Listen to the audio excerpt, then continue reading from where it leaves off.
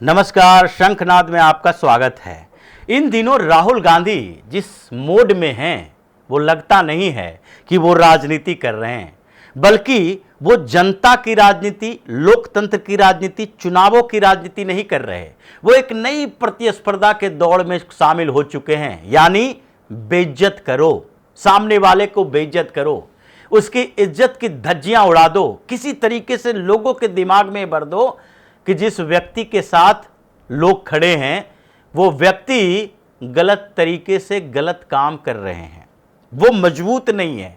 ये 3-4 आधार प्रधानमंत्री मोदी, अमित शाह के लिए राहुल गांधी ने तय किए और एक एक करके ऐसी स्थिति में लाने की कोशिश की। प्रेस कॉन्फ्रेंस कर रहे हो तो आप वही आधार बना रहे हो, यानी कि बड़े बड़े फोटो, देखो ये मजबूत व्यक्ति था, हमने इसको धाराशायी कर दिया।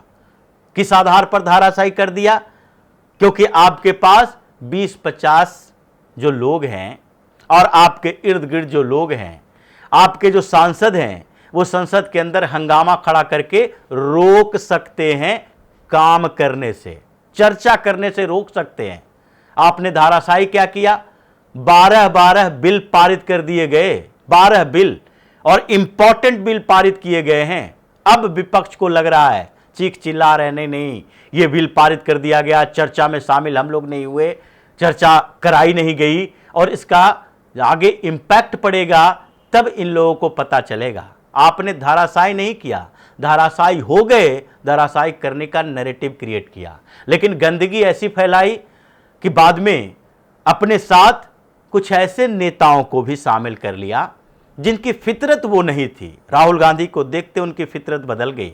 संदीप दीक्षित, शीला दीक्षित के बेटे, वो हमेशा राजनीति में भी वो सॉफ्ट सोबर रहे हैं। राहुल गांधी की संगति का असर है कि ऐसे शब्दों का इस्तेमाल राहुल गांधी गले लगाते हैं और सीधे तौर पर ये गले लगाने के बाद संदीप दीक्षित बोलते हैं, मेलोनी समझ लिया क्या, जकड़ लिया क्या। ये प्रधानमंत्री मोदी, इटली के प्रधानमंत्री मेलोनी की बात है। ये मेलोनी के जो चिढ़े हुए राहुल गांधी, ये राहुल गांधी को, सोनिया गांधी को चिढ़ना नहीं चाहिए। इटली ही है इनका असली आधार, और अभी जो शुरुआत किए हैं वो इटली में भी इनको भी भुगतना पड़ेगा। ये सोनिया गांधी अपने एफिडेविट में अभी भी लिखती है कि इटली में उनके पैतृक संपत्ति में उनका अधिकार है, उनकी हिस्सेदारी है पैतृक संपत्ति में। ये बाप दादाओं की जो प्रॉपर्टी मिली, कैथोलिक है, कैथोलिक परंपरा के अनुसार बेटी को भी प्रॉपर्टी में हिस्सा मिला और उससे में अभी भी वो इटली की प्रॉपर्टी रखी हुई है। लंबे समय तक इनको लगा भी नहीं था कि भारत में रहना है, इसलिए इतने सालों के बाद 13-14 साल हो गया, उसके बाद इनको याद आया कि भारतीय नागरिकता लेनी चाहिए। 1983 में याद आया तो भारतीय नागरिकता ली, और उसमें भी अभी भी कंट्रोवर्सी चल रहा है कि नागरिकता से पहले आपने क्या किया, वोटर ID कार्ड बनवा लिया, वोटर लिस्ट में नाम दर्ज करवा लिया, जबकि आप इटली की नागरिक थी। और वही इटली की प्रधानमंत्री के बारे में ऐसी बातें कर रहे हैं प्रधानमंत्री मोदी के सामने। ये जो इनका स्टेटस है, इनके तरीके हैं, जो तरीके अभी अपना रहे हैं कि अब डोमेस्टिक पॉलिटिक्स में, यानी घरेलू संबंधों के आधार पर यह माना जाता है, चलो आप सटायर बात करते हो, सैटरिस्टिक बातें करते हो, हंसी मजाक कर लेते हो, अलग बातें हैं, लेकिन अंतरराष्ट्रीय पॉलिटिक्स, ये इंटरनेशनल डिप्लोमेसी कहा जाता है, कूटनीति। और इस कूटनीति में आपने क्या किया? आप एक देश के साथ दूसरे देश के संबंध खराब करने की तैयारी कर रहे हो। आप कभी मजाक करते हो चाइना के प्रेसिडेंट और भारत के साथ, कभी आप ऐसी बातों का उपयोग करते हो अमेरिका और भारत के लिए, यानी कि डोनाल्ड ट्रंप और मोदी के लिए। ये आप दोनों देशों की दुश्मनी बढ़ा रहे हो, जिसको एक अपराध कहा जाता है डिप्लोमेसी में। आप कुछ ऐसी बातें कर देते हो जिससे कि ईरान के साथ भारत का संबंध खराब हो, इसके साथ इजराइल के साथ या फिलिस्तीन के साथ भी खराब हो, मिडिल ईस्ट के साथ खराब हो, क्योंकि आप मुसलमानों के मुद्दे पर ऐसी बातें करने लगते हो प्रधानमंत्री मोदी के बारे में, जिसके कारण ये मिडिल ईस्ट के मुस्लिम देशों के साथ संबंध खराब हो। अब हद पार कर दिया, ये लक्ष्मण रेखा का पार करना है। इसीलिए ये बात चली कि अब राहुल गांधी का टाइम खत्म होना चाहिए।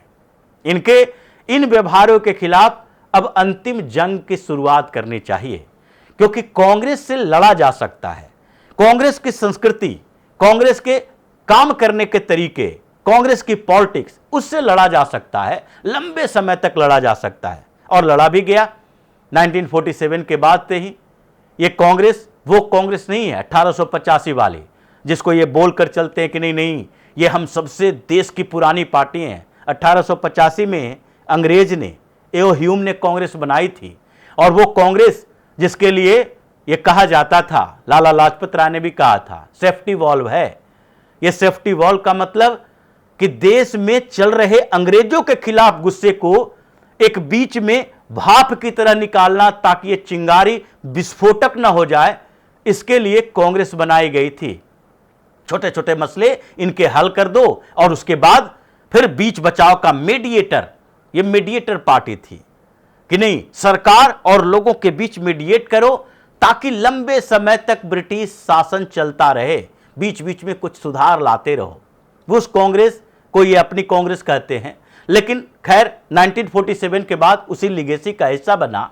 दूसरी पार्टियां, उस समय जनसंघ हुआ करती थी, दूसरी पार्टियां भी थी, लेकिन जनसंघ उस समय से संघर्ष कर रही है, उस समय से संघर्ष कर रही है, कांग्रेस के साथ लड़ने वाली पार्टी है, राइट विंग की पार्टी।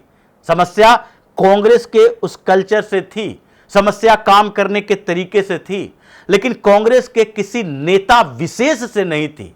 यही नेता है, बदलते रहे नेता, और उनके साथ संघर्ष का दौर चलता रहा, गांधी नेहरू परिवार से भी चलता रहा। लेकिन इस बीच ऐसी स्थिति आई कि कांग्रेस के इस परिवार में एक ऐसा नेता पैदा हुआ है जो कि राजनीति नहीं कर रहा, बल्कि व्यक्तिगत शत्रुता निभा रहा।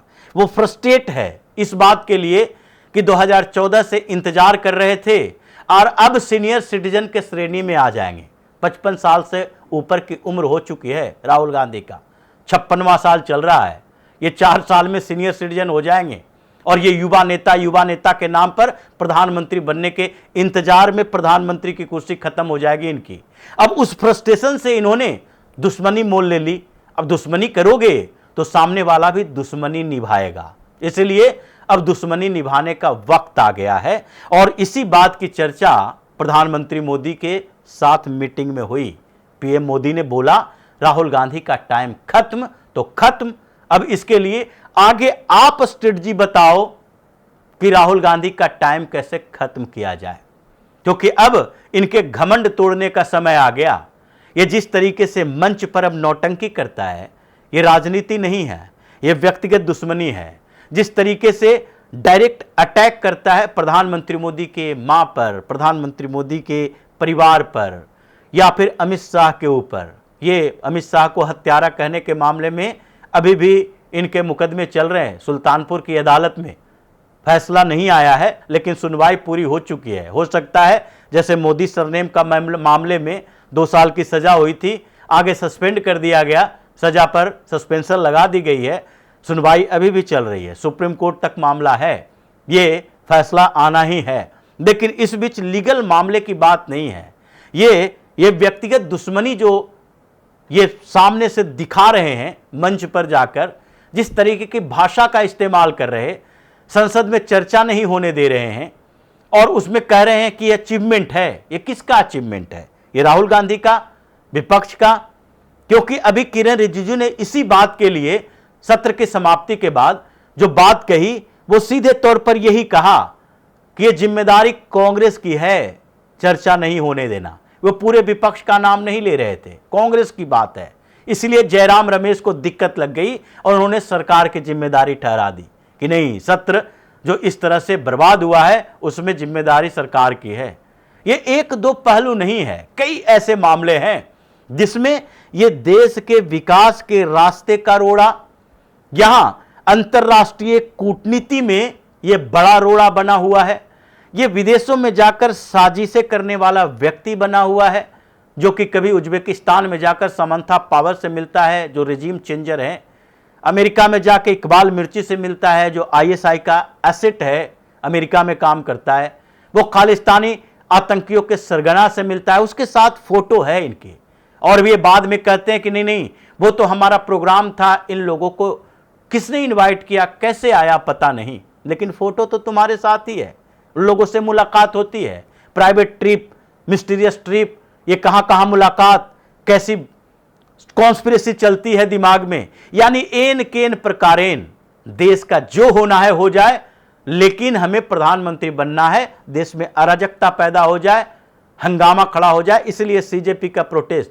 अभी देखिए फिर से ये दीपके गैंग उभर कर सामने आया, राहुल गांधी ने समर्थन दिया, समर्थन के बाद अब दिल्ली पुलिस का एक्शन, और एक्शन में 2800 से ज्यादा लोगों की लिस्ट, अब इनके ही बैकडोर पॉलिटिक्स जो होती है सुप्रीम कोर्ट में चला गया। फिर से सीपीएम का एक सांसद मेनका गुरुस्वामी, उसके वकील जो वो भी सांसद है टीएमसी के, अभी अभी राज्यसभा गई हैं, बड़ी वकील है। तो ये सारे लोगों की प्लानिंग जो चल रही है उसी के खिलाफ है। अब अंतिम तौर पर राहुल गांधी के उस पूरे कुचक्र को तोड़ने के लिए अब तैयारी करनी पड़ेगी, ये प्रधानमंत्री ने बोला। टाइम खत्म होना चाहिए और इसके लिए अब उसी तरीके से व्यवस्था करो। हम ये रिजल्ट की बात नहीं कर रहे, रिजल्ट सामने आएगा, लेकिन आप उस समस्या पर चर्चा नहीं, अब परिणाम पर चर्चा करना चाहिए। जिस तरीके से मीटिंग चली थी आर्टिकल 370 को हटाने के लिए, और उस समय सारे आईएएस अधिकारी इनके पास, जो अमित शाह के मीटिंग चल रही थी, और उस कमरे में कई ऐसे आईएएस अधिकारी थे, उन्होंने कहा यह बड़ा खतरनाक फैसला हो सकता है, इससे ये हो जाएगा, इससे मुसलमान नाराज, पाकिस्तान नाराज, दंगे पैदा हो जाएंगे। अमित शाह ने यही कहा कि ये सारी चीजें हमें पता है, इसलिए जो ये बता सकता है कि आर्टिकल 370 खत्म करने के बाद जो परिस्थितियां आएगी उससे निपटना कैसे है, वही इस मीटिंग में रहे, नहीं तो आप लोग जाओ। वो उस सिस्टम के सड़े हुए लोग जो कि पिछले 40 साल से एक ही बात सुन रहे हैं, नहीं नहीं ये नहीं हो सकता, जम्मू कश्मीर जो स्थिति में है वहां पर वही स्थिति बनी रहेगी, यूनियन टेरिटरी नहीं बन सकता, वहां 2 संविधान 2 विधान रहेगा ही, यह स्थिति नहीं चाहिए। और वो समाधान निकला, आर्टिकल 370 एब्रोगेट हुआ, आज यूनियन टेरिटरी है, और वहां वो व्यवस्थाएं खत्म हुई और हुआ कुछ नहीं।